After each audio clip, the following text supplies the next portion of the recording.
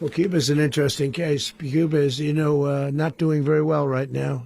That system has not been a very good one for Cuba. The people there have suffered for many, many years.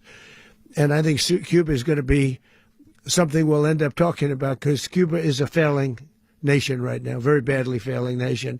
And we want to help the people. It's very similar in the sense that we want to help the people in Cuba, but we want to also help the people that were forced out of Cuba and living in this country. Do you want to say something about that, Marco, please?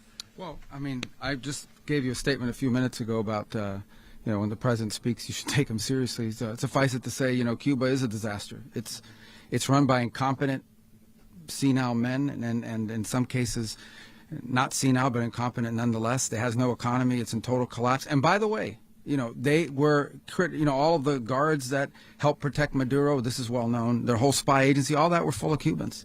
I mean, it's amazing. This poor island took over Venezuela in some cases. One of the biggest problems the Venezuelans have is they have to declare independence from Cuba that tried to basically colonize it from a security standpoint. So, yeah, look, if I lived in Havana and I was in the government, I'd be concerned, at least a little bit. Cutting up the oil flow to Cuba from Venezuela? Well, the president already announced a week ago that anything that's sanctioned, it's sanctioned oil, it's not going to be allowed to get there. So that's a pre-existing. The answer is yes. Yes. Is the U.S. aware of the location of opposition leader Machado, and have you been in contact with her? No, we haven't. No, we haven't. Mr. President, on Monday. Oh, I think it would be very tough for her to be the leader. She doesn't have the support within or the respect within the country. She's a very nice woman, but she doesn't have the respect to be the Mr. leader. President, is it possible that the U.S. ends up administrating Venezuela for years?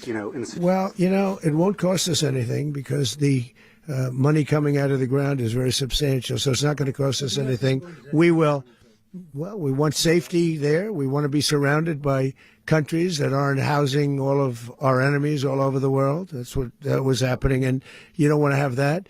But we're going to be rebuilding, and we're not spending money. The oil companies are going to go in. They're going to spend money. We're going to take back the oil that, frankly, we should have taken back a long time ago. A lot of money is coming out of the ground. We're going to get reimbursed for all of that. We're going to get reimbursed for everything that we spend. So it's going to be a very important. This is a very big evening that took place last night.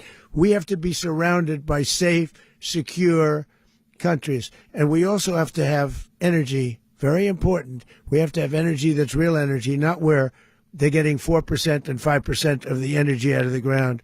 You take a look. It was such a disaster. So what's going to happen with Venezuela, I think, over the next period of a year is going to be a great thing. And the people of Venezuela will be the biggest beneficiaries.